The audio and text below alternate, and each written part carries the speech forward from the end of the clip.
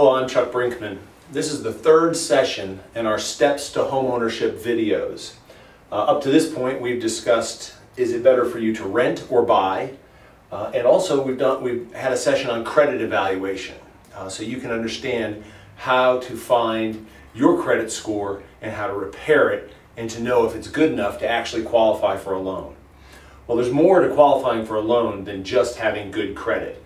Another issue is being able to afford the house that you want. So today we're going to talk about affordability, making sure that you know how much house you can buy based on the ratios that the mortgage lenders are going to use when they're considering you as a candidate for a mortgage.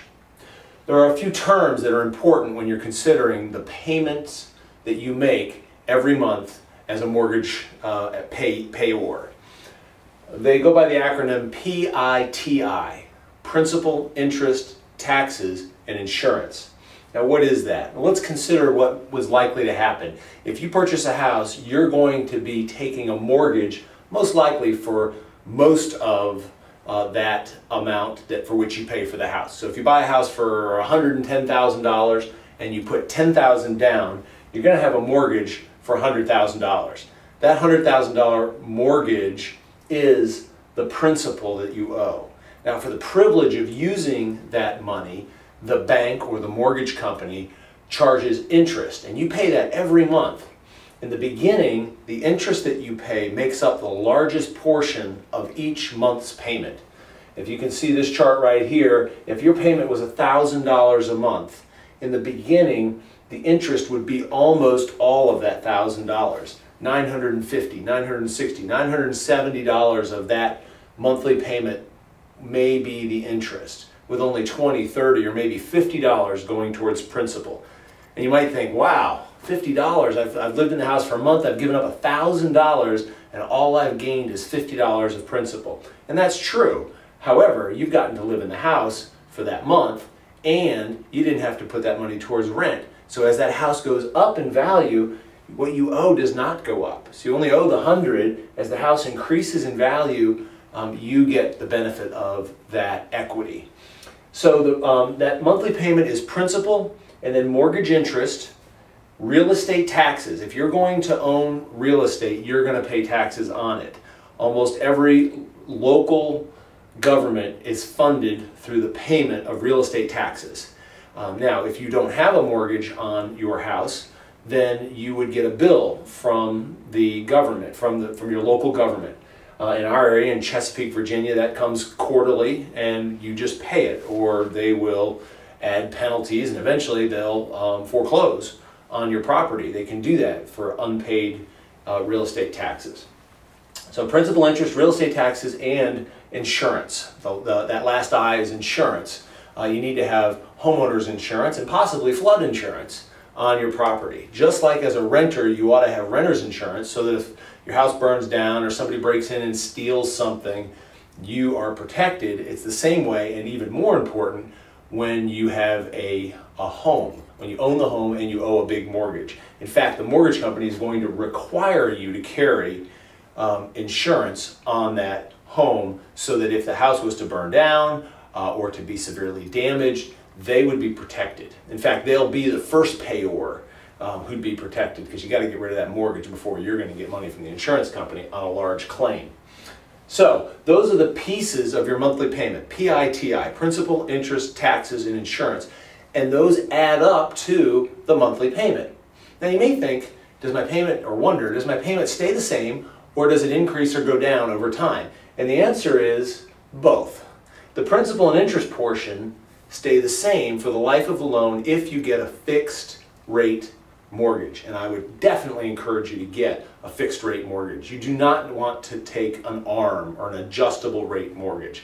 These are the vehicles that over the last 5 to 10 years have caused so much problem in the housing industry. What happened is, if you get an ARM, you might get 3 or 4% interest rate rather than the 5.5 or 6% rate that's going on right now. But that 3 or 4% rate is only lasting for a while, and then it goes up, which means your payment goes up. What people did in this housing boom cycle that we had is they used those ARMs to qualify for mortgages they really couldn't afford to carry.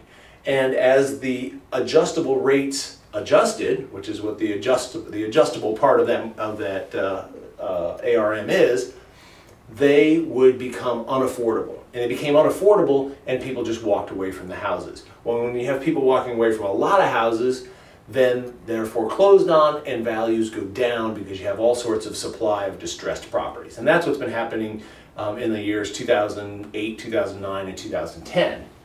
So now there are not very many ARMs available, and most people don't want them, and most lenders aren't going to underwrite under these very loose guidelines from before. So stay away from the ARMs, stay with a fixed rate, and if you do, then your principal and interest are not going to change for the life of the loan. Now, how long is the loan? Most loans are 30 years.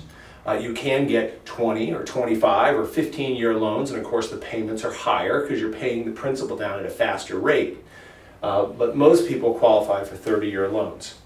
However, the taxes will change as your real estate becomes more valuable or your local government needs more money. They will adjust the tax rate.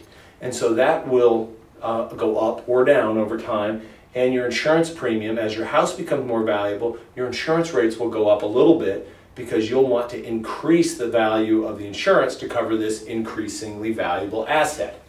So your overall payment will change over time, but not a lot. And so that's important to note. So principal, interest, taxes, and insurance. These four things add up to your monthly payment. However, there may be a fifth item, and that's called MIP, or mortgage insurance premium, if you're using an FHA loan, or PMI, private mortgage insurance. The terms are interchangeable, just PMI is for a conventional loan. This fifth item is a premium that you pay for the privilege of making a small down payment. FHA will allow you to put down just 3.5% of the actual purchase price. You don't have to put down 20%.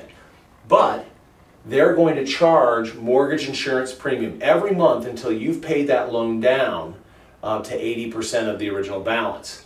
They do that because that mortgage insurance premium goes into a fund that's used to pay the people who default on the mortgages. When someone defaults on a mortgage, it goes to a foreclosure sale. Typically, if there's no equity, that foreclosure sale ends up with the bank owning the house. The bank then turns around and sells the house for a loss. Well, that loss, somebody's got to pay for that, and part of that is paid for with mortgage insurance premium. So those 4 or 5 pieces are what make up your monthly payment. Now, for those of you who are in the military and have VA eligibility, you will not pay a monthly mortgage insurance premium. You do pay a VA funding fee, but that gets added to your loan, and it's typically several $1,000s, but you don't pay for it separately on a monthly basis like you do with an FHA loan.